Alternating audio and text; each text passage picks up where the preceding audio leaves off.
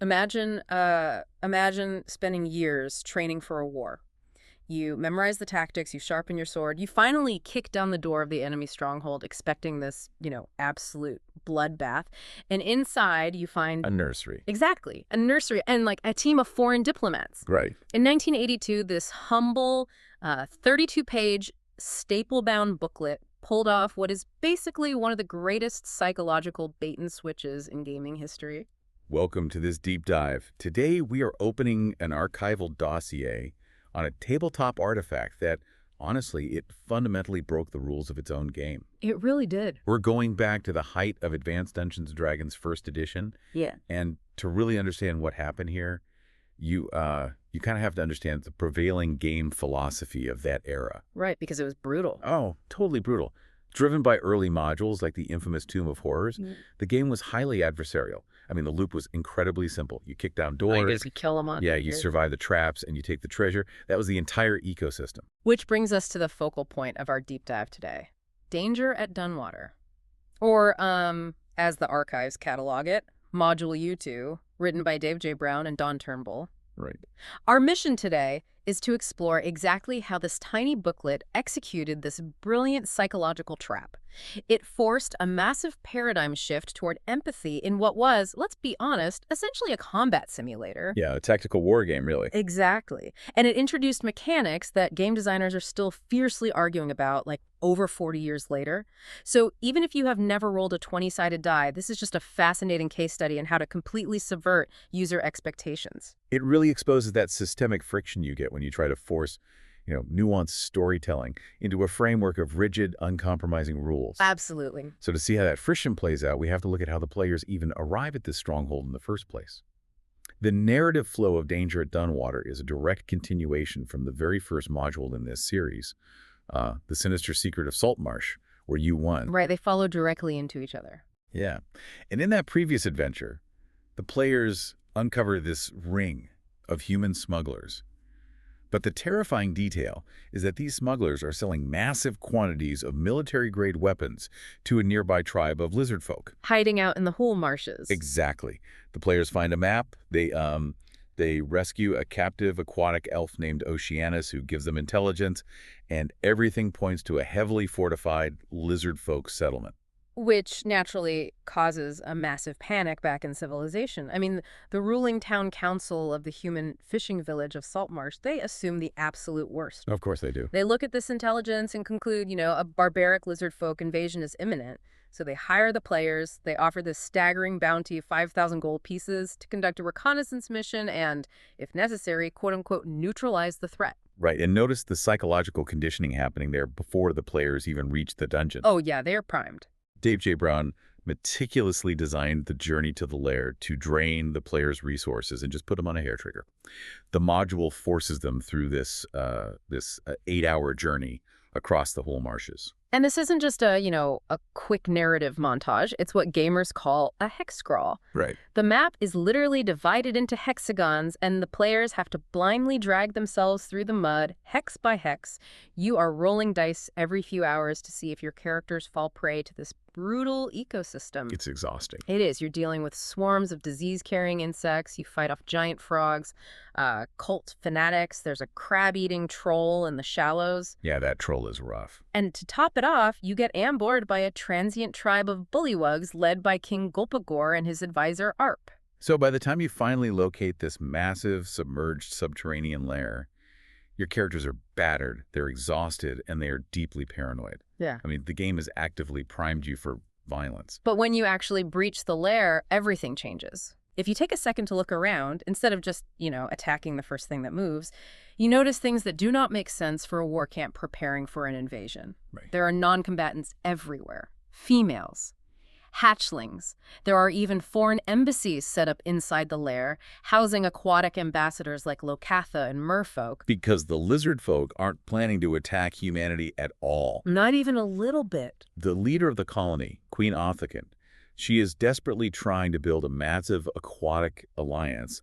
Those military-grade weapons the humans sold them, they are to fight the real villains of the region. The Sahuagin. Exactly. A violently expansionist militaristic empire of Sahuagin, commonly known as the Sea Devils.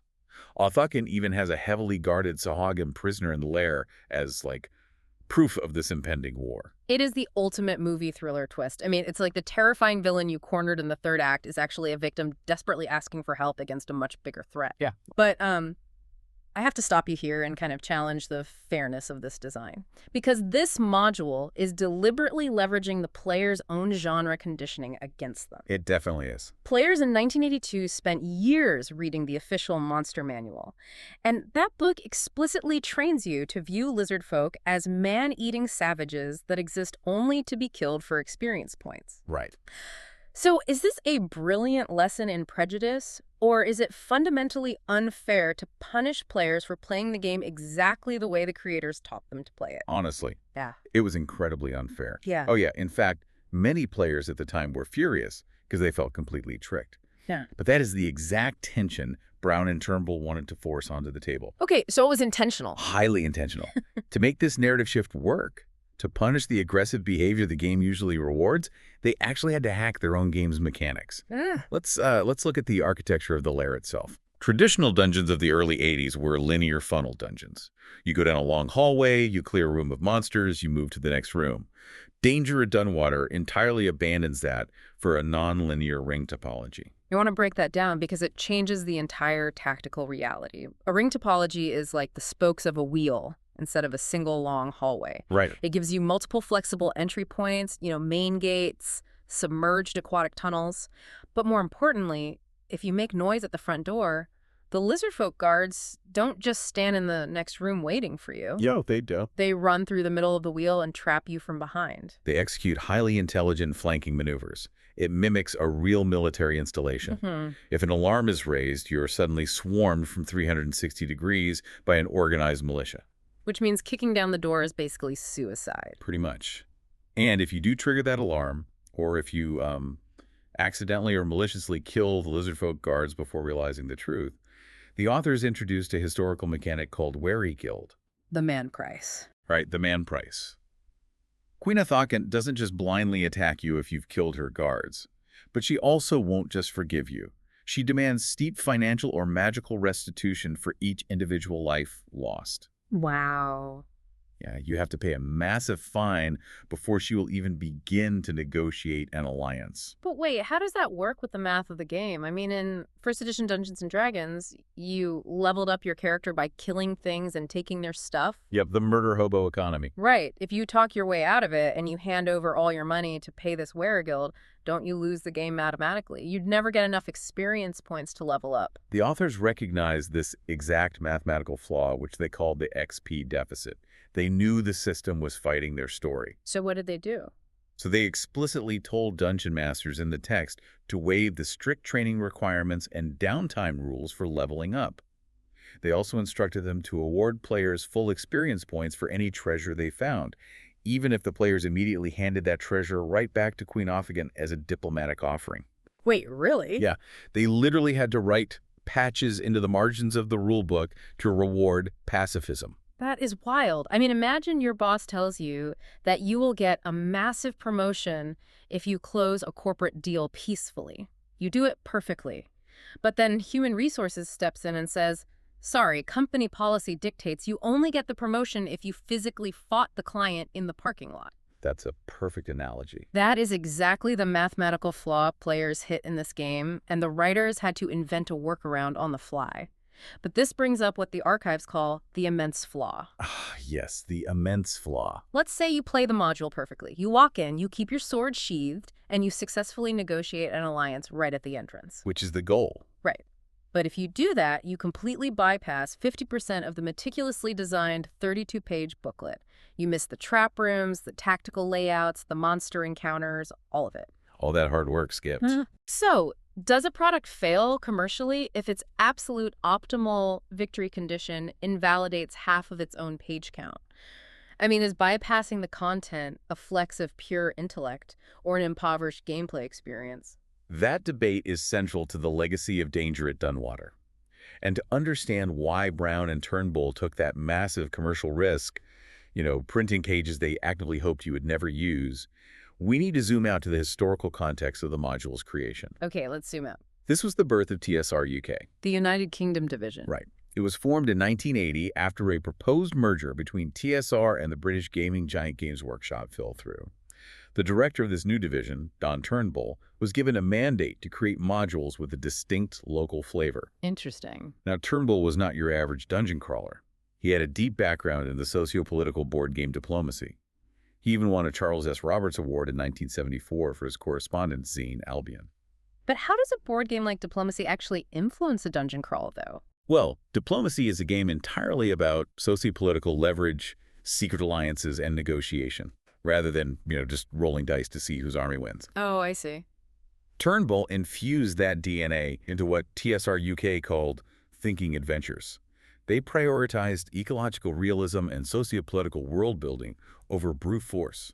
You weren't fighting a stat block. You were interacting with a sovereign state. That is such a huge shift. It really was. Years later, reviewers categorized the pathways through Dunwater as the Star Trek dilemma. Wait, so they actually designed this to test the player's morality based on sci-fi archetypes? Effectively, yes. Reviewers noted 3 distinct routes mirroring the famous starship captains. Oh, I love this. First, the Kirk route.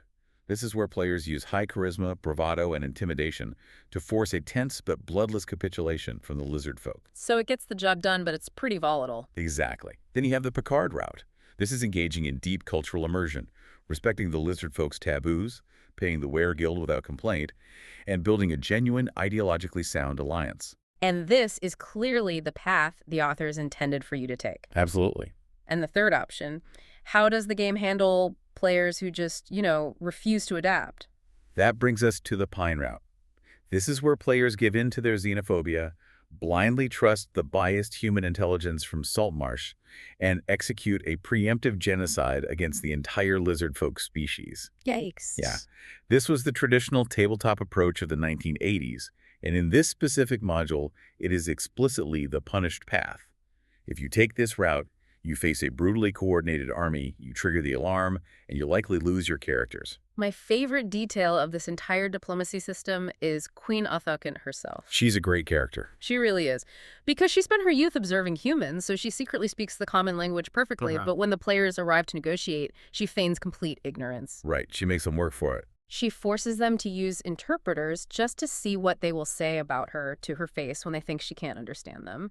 It is exactly like a savvy corporate negotiator pretending they don't understand the complex legal jargon in a contract, just to see if the other side will try to fleece them.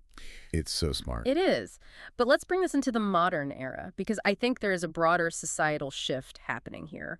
Wizards of the Coast adapted this exact adventure in 2019 for 5th edition in the Ghosts of Saltmarsh book. They did. In the 1982 original, success relied entirely on your own organic, unscripted arguments at the table. You had to physically convince the dungeon master. But the modern 5th edition version turns it into a codified goodwill tour. Right, the point system. Yeah, you basically collect points by rolling randomized D20 skill checks against different factions to win them over. We've seen this in so many systems, this attempt to, digitize human empathy. Does turning a nuanced conversation into a math equation actually strip the intellectual challenge out of diplomacy? It's a deeply polarizing shift in game design. The argument for the modern codification is that it democratizes the game. Okay, how so? Well, it ensures that a shy player who is playing a highly charismatic character can succeed in negotiation, even if the player themselves isn't a silver-tongued debater. It separates player skill from character skill. Which is fair. I mean, you don't have to actually know how to swing a real sword to play a warrior. Exactly the argument. But critics argue the opposite. They say replacing rigorous critical thinking-based negotiation with a simple die roll entirely diminishes the profound intellectual challenge Brown and Turnbull originally set out to create. Because you're just rolling dice again. Right. You are no longer engaging with the sociopolitics of the world. You are just gambling on a piece of plastic. Wow. And just as the mechanics of the game were struggling to adapt to this new peaceful playstyle, the physical publishing of the book itself was completely chaotic and kind of unequipped for this new era. Oh, absolutely. The physical artifact of the module is a whole different story of friction. Let's talk about that. It is a fascinating study in 1980s game publishing. Let's start with the cover art by Dave DeLue. The cover depicts a humanoid, piscine creature riding a giant sea eel. Right. For decades, players and dungeon masters mistakenly assumed this creature was the Sahuagin villain. Which makes total sense. I mean, you are told you're looking for a sea devil, you see a terrifying fish monster on the cover, you assume that's the target. But it wasn't.